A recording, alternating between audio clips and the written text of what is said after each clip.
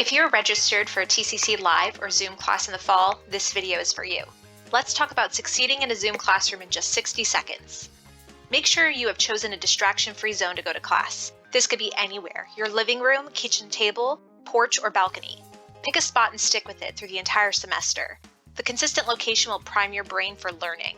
Big distractions include other people, your phone, and the internet. Class time is time to focus your attention.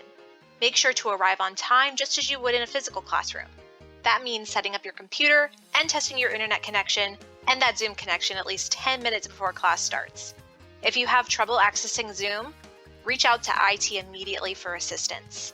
Participating in an online Zoom class also gives you the unique opportunity to participate in discussions and ask your professor questions on the spot. Take advantage of time spent in breakout rooms to form study groups. That's the type of interaction the Zoom classroom is all about. Good luck this fall.